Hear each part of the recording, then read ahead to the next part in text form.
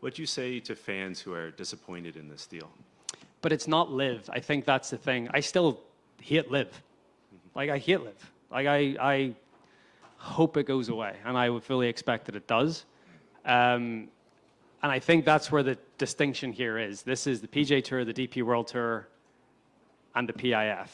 Very different from LIV. All I've tried to do is protect what the PGA Tour is and what the PGA Tour stands for, and I think it will continue to do that.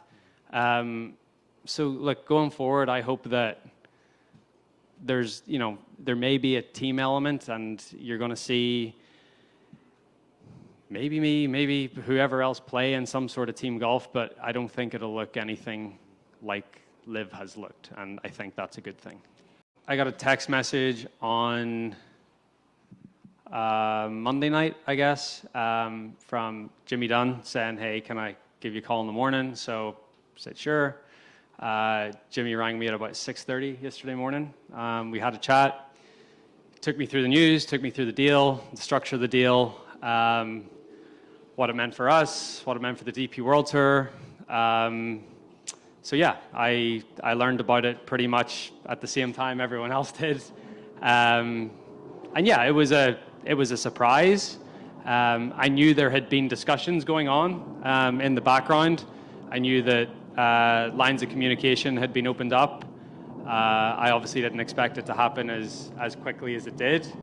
But I really think that, from what I gathered, the tour felt they were in a real position of strength coming off the back of the DP World winning their legal case in London.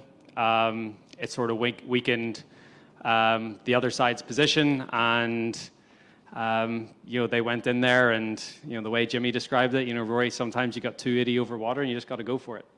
And that's what they did. And I think ultimately, when I try to remove myself from the situation and I look at the bigger picture and I look at 10 years down the line, I think ultimately this is going to be, it's going to be good for the game of professional golf. I think it secures it unifies it, and it secures its financial future. So, there's mixed emotions in there as well, as there's going to be. I don't understand all the intricacies of what's going on. It's a very, what's the word? There's a lot of ambiguity. There's a lot of things still to be sort of thrashed out, but at least it means that the litigation goes away, which has been a massive burden for everyone that's involved with the tour and that's playing the tour. And we can start to work toward, some sort of way of unifying the game at the elite level. Yeah, look, it was heated. It was, people were surprised. People felt like they were in the dark about all this.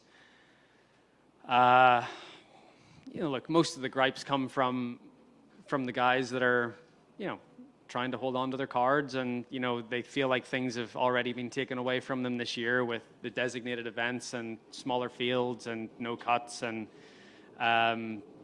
weighted FedEx Cup points for the larger events with the stronger field. So they were already feeling somewhat vulnerable, and then whenever this news is brought about, there's only gonna be one reaction to that, and I understand that. And honestly, it's hard for me to relate to those guys because I've never been in that position. I try to empathize with it, but it's hard for me to relate to them fully. But I certainly empathize with their point of view.